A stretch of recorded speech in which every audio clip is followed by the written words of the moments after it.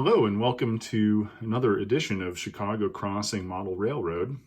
I thought today would be a great opportunity to do an unboxing and a review of the newest thing that showed up in the mail today, which is a ScaleTrains Thrall-Trinity 42-foot single hood coil car.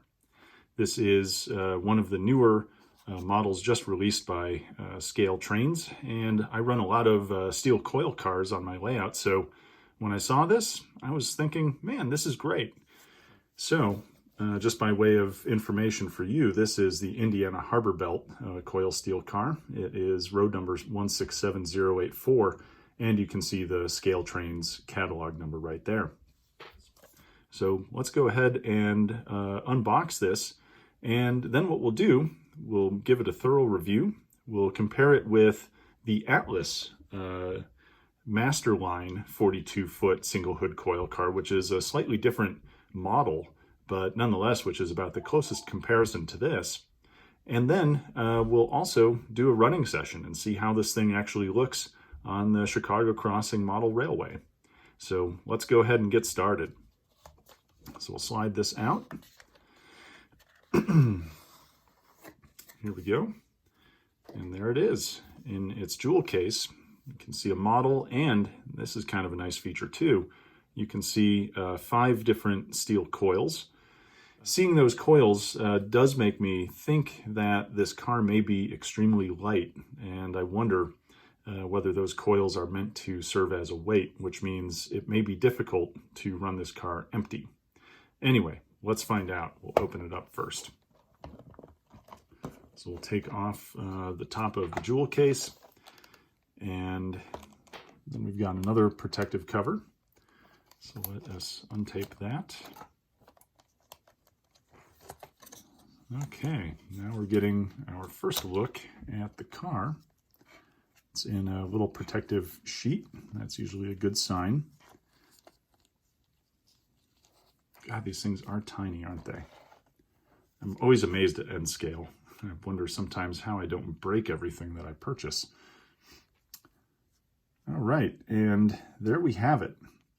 A couple of things I notice right away.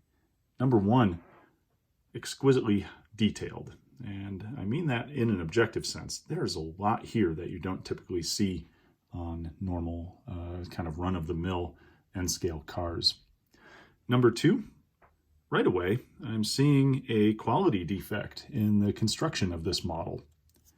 If you notice right here, you can actually see a warp, and I'll bring this up a little bit closer so you can see. You can see that the running plate is warped, and it isn't actually seated properly in this area down onto the supports for it.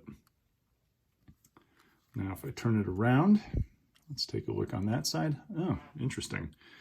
Same deal. Look over here. We have a warped running plate, which again is not sitting where it ought to be sitting. You know, I paid $33 for this model from ScaleTrains, and from ScaleTrains, I expect always to get a really, really nice model.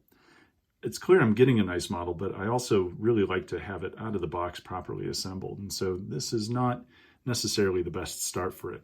The detail is exquisite, but part of that is you need to assemble it correctly. And so it's an easy fix. It's, you know, a bit of CA glue, but I would so much rather that the manufacturer be the one assembling these tiny little models rather than me. They're just specialists at it.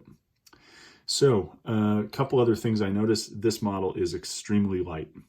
So it's very, very clear that the steel coils are, in fact, serving as the weights to bring this down to, or up to a regulation, weight.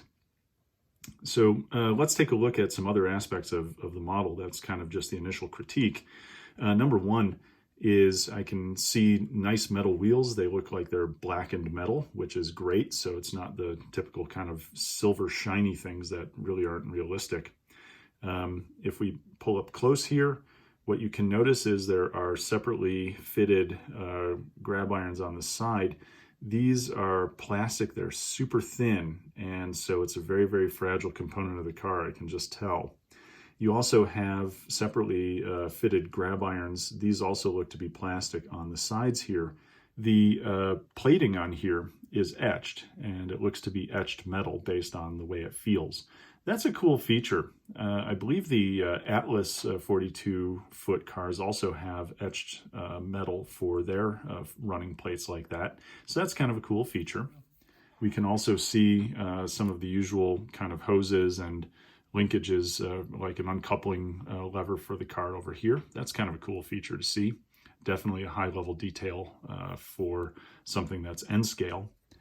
And if we turn to the underside, you can see a really nicely detailed undercarriage chassis here with a lot of the air handling, brake units, air reservoirs, various piping and things like that. So that's cool too. And again, you can get that beautiful see-through quality of the etched metal for those running plates. That is super cool. The trucks are screwed on as opposed to it just being a peg, so that's pretty nice. A lot of nice features here. Last point to note is the couplers are body mounted, so that's also great and much more prototypical. Anyway, let's open this thing up and see what is underneath the hood. So hood comes off easily, which is nice. And underneath, you can see a really nice feature here. They certainly haven't forgotten to actually detail the interior of this thing, and I'd actually say they've gone sort of above and beyond. It's easy enough just to have sort of a single tone wood color, but what you can see here is they've actually got essentially sort of a pin wash effect where you can see shadow in between the individual slats of hardwood. Something I also notice here, speaking of loose parts, here's another one. This looks to be something that sits in the center line, and one thing I can tell about it is it's shiny right at the very base here. So it clearly was glued down. This is a little hard to show on camera, but again, it's loose, it's not fully assembled. So I think that's a real downer.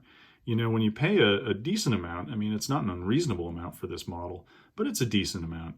I really do want these things to be properly assembled out of the box. This doesn't look like it just got dinged or something during shipping.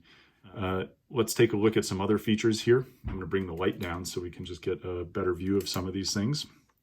So number one is the detailing in terms of the text, and I'll take a couple close-up images as well, because what you can see is pretty much everything on here is actually legible text, and that's super cool.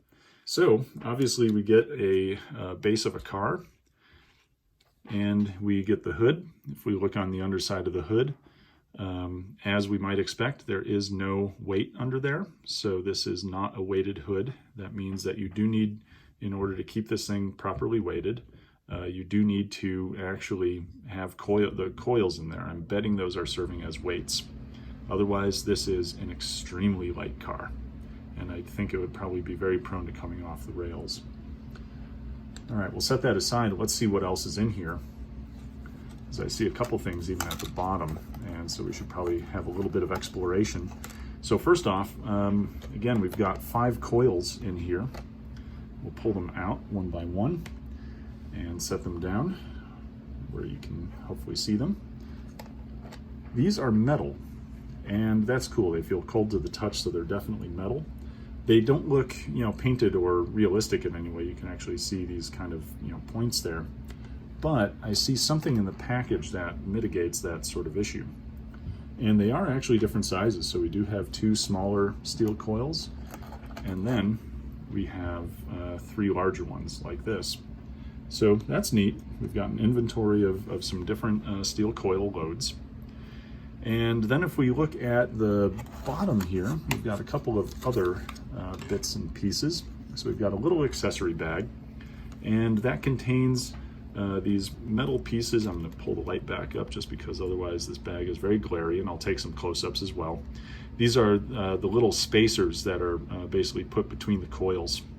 But what we also have in here are 5, looks like, yeah, 5 decal sets that are basically wrappings for some steel coils. So that's kind of a clever way to mitigate the issue of the fact that these are entirely undetailed pieces of metal. And let's get focused in on that.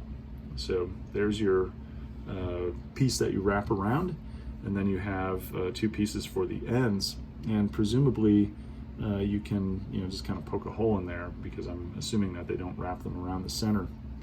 The other thing I notice about these decals is these are not water slides. These are actually self-adhesive. So easy, quick assembly in order to get these coils up and running on your railroad. Now let's take a look at maybe the kind of closest competitor to this car, which is the Atlas models. And so this is a great example. This is one of the Atlas Master Line in Indiana Harbor Belt cars. As you can see, it is a different model. The one I have here, this is basically the 42-foot coil steel car, road number 1701. And this is certainly a nice car. It is a different type of car. As you can see, it has the fish belly bottom there. Anyway, let's take a quick look at this and just use it as a point of comparison with what we have via the ScaleTrains model. So within the box of the Atlas, because Atlas is actually making a new run of these, you have a couple of those same kind of spacers. Here you just have two as opposed to the four that you have in the ScaleTrains. This model I think runs somewhere around like $27, $28 if I recall correctly. It does not come with steel coils. It does have a lot of other similar features. The one thing I noticed straight away when you pick this thing up is it is self-weighted, so it already has a weight on board. And you can tell it does have a lot of the sort of finely printed details and things like that. We'll see if we can zoom in, and I'll post a more detailed photo. The other thing you notice is you also do have etched metal running plates, just as the ScaleTrains model does. And if you look on the sides and things like that, again, you also have some details there, including the ladders and stuff like that. All that stuff looks to be plastic, but it does look to be in pretty fine detail. And on the underside, well, it's kind of a different story, and it may just be because of the different model of car. You do also have body-mounted couplers, you have proper screws holding in the trucks, and you also have black and metal wheels. So great features overall. Anyway, if we lift the hood off of here, and this hood sticks on there pretty nicely. So if you lift out, what you notice is you don't really have that hardwood detail in here. You have a suggestion of it. And again, now you have a pretty light chassis, so this chassis itself is not weighted. And if you look at the hood on the underside, you have a weight mounted there with two screws. Now, something to note, if you want to run cargo in this, you actually can. If you unscrew the weight with these two screws, there's only two small pegs in there, so you can actually space out 3 or 4 steel coils in here and then cover it with the hood. So don't consider that this model can't hold hood steel coils. You can buy some model steel coils and still run it with these cars. You just need to remove the weight, and then you run into kind of the same problem as you do on the ScaleTrains model, which is then it's just a very, very light car until you put the weight back in. Now, Atlas is also selling these cars as hoodless versions, and I am curious to know what they're going to do about the weight issue here, or whether you more or less need to run them with coils in there without having them be overly light. So that can be for another time. But in the meantime, here we have our ScaleTrains model. So I think the next thing to do is to actually put this thing onto the track, see how it couples up to a locomotive and a train of other Indiana Harbor built coil cars, and take it around the layout, see how it looks.